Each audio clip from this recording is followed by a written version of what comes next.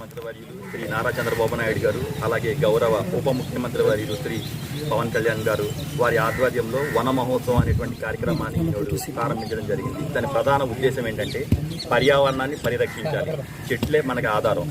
చెట్ల ద్వారా ఆక్సిజన్ రకరకాలుగా మనకి అన్ని రకాలుగా కూడా ఉపయోగపడుతున్నటువంటి ఉద్దేశంతో ఈ రోజున 1,00,000 మొక్కలు నాటే కార్యక్రమాన్ని చేపట్టారు. మొక్క నాటడమే కాదండి, దాన్ని జియోటాగింగ్ చేయమన్నారు సార్. మొక్క నాటి మనం ఇదివరకు చేసేటువంటి పరిస్థితి ఏంటంటే 2 రోజులతో 3 రోజులతో ఎండిపోతుంది, పీకి పాడేసేటువంటి పరిస్థితి. అట్లా కాకుండా మొక్కను సంరక్షించాలి, ప్రధాన బాధ్యత అప్పచెప్పడం జరిగింది సార్. ఒకసారి మీరు అంతా కూడా ఈ యొక్క విషయాన్ని దృష్టిలో పెట్టుకోవాలని మీ అందరికీ తెలియజేస్తూ ప్రతిజ్ఞని స్టార్ట్ చేస్తారు సార్. Thank you. వన మహోత్సవం 2024 ప్రతిజ్ఞ.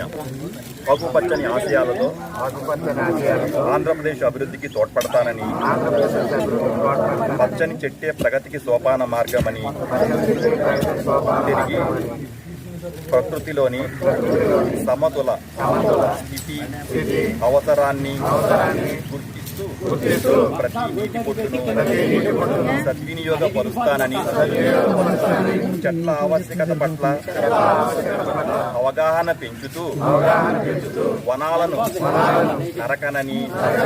నరకనివ్వనని, విరివిగా మొక్కలు నాటుతానని, మన ఊరూరా వాడవాడ ఇంటా బయట అన్ని చోట్ల మొక్కలు నాటడంతో పాటు వాటి సంరక్షణ బాధ్యతను కూడా స్వీకరించి ఆంధ్రప్రదేశ్ను పచ్చని తోరణంగా తీర్చిదిద్దేందుకు కృషి చేస్తానని ప్రతిజ్ఞ చేస్తున్నాను.